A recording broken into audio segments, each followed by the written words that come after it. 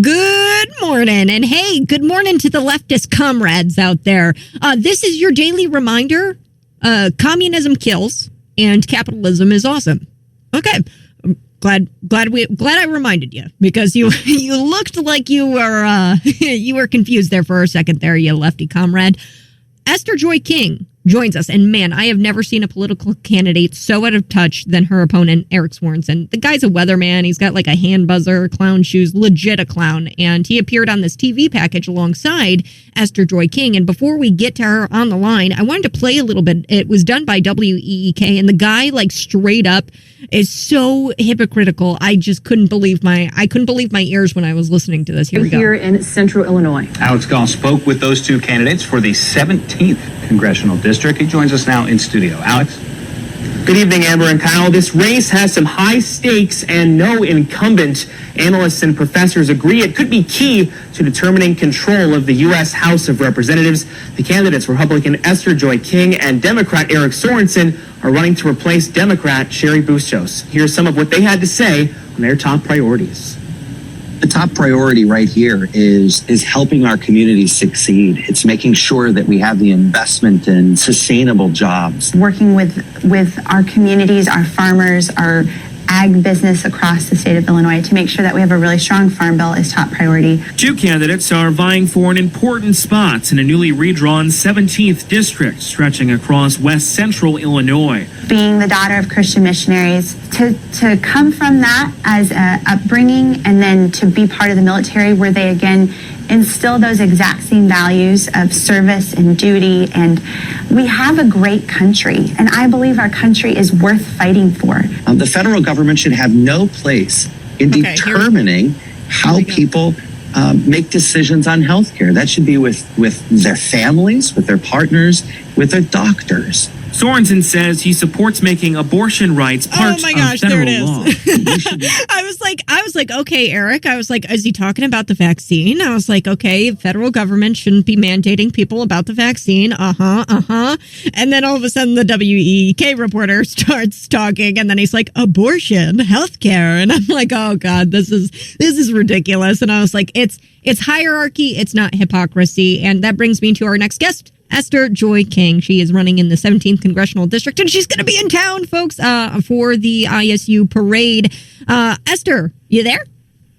Good morning, Kat. Good morning. Good morning. Good morning. Thanks for joining me. So you're going to be here in town for the ISU homecoming parade.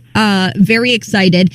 Just wanted to get your reaction to this WEEK package. I listened to it as a constituent and as a voter, and I was like, oh yeah. I was like, Eric Swanson, he cares about my healthcare rights. And then all of a sudden it turns down into this whole abortion activist thing. Yeah, I wanted to get your thoughts on that, and where we should go to try to see you before, if we can, for the ISU homecoming parade. Kat, my initial reaction, thinking through the vaccine mandates that the federal government, through the CDC, they pushed on everyone across the United States, and I'm for being able to make those decisions personally. But where I saw the greatest effect, Kat, was in the military. So I'm a captain in the Army JAG Corps, and within my unit, there were soldiers who wanted to have a choice. And, you know, we're some of the healthiest population. We maintain fitness and take fitness tests to stay in the military and in the Army. And we were mandated not for health reasons, but for political reasons.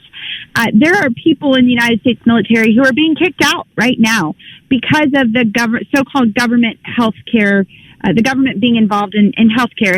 And with the COVID vaccine in particular, with the emergency approval status from the FDA and some of those concerns, even soldiers were concerned about what they were putting into our bodies. And so it's really created, in the military, I've seen firsthand that it's created just a discouragement of soldiers who, you know, we want to serve our country, but these political mandates, there's no lives being saved at this point, but the political mandates that are pushed down on soldiers, people are being they're being kicked out of the military. The religious exemptions that soldiers are asking for are not being granted.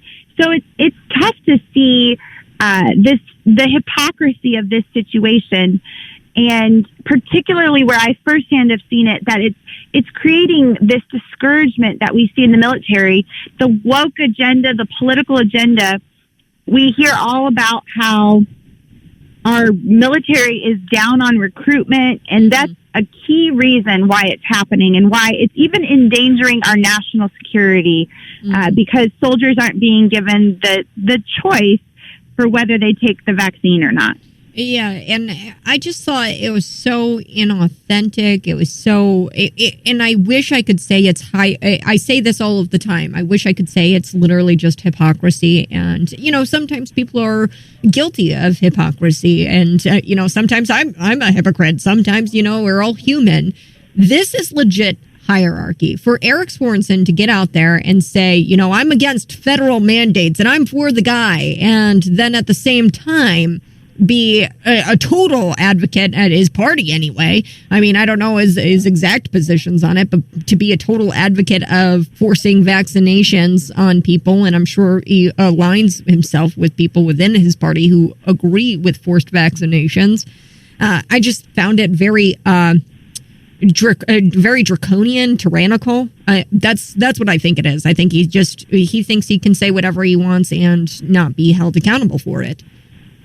And during COVID, he even said he called business owners who were staying open, trying to make a living, just people trying to make a living. He called them stupid for keeping their businesses open. So that same trend of just rules for thee and not for me is concerning. And it really highlights, Kat, the importance of this election here in the Illinois 17th Congressional District, where what I'm hearing from people, what I want to really fight for our community is a strong economy, where we're able to bring down gas prices and get grocery prices back to a affordable state. Yeah. Excuse me. I need to cough for 1 second. You're good. All right, I turned you off. We're good. Sorry. Okay. Live I radio. had something stuck in my throat for a second. And also the thing I hear, especially from moms right now, is safe communities. People are really concerned with the implementation of the Safety Act that's coming at the state level.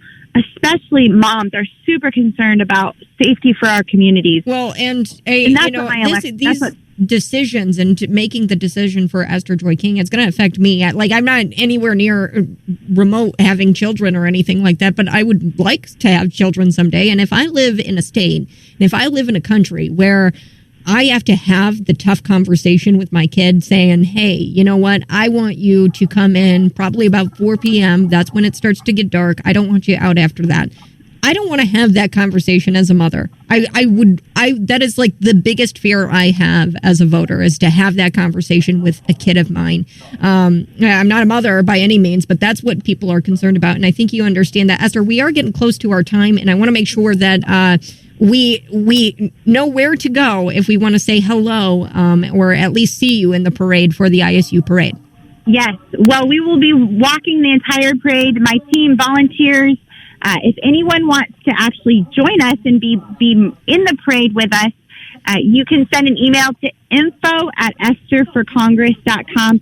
We'll send you where we're lining up. But if you want to just see the parade, and I will greet you along the way, just anywhere along the parade route tomorrow, I will be part of the ISU homecoming parade. So it would be great to get to meet anyone who wants to shout, just, hey, Esther, and call me out, and I will work to say hi to as many people as possible.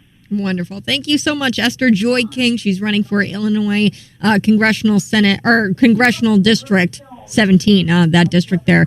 Thank you, and you have a great rest of your Friday, and I'll see you tomorrow at the parade. Okay, sounds good. Thank you, Kat.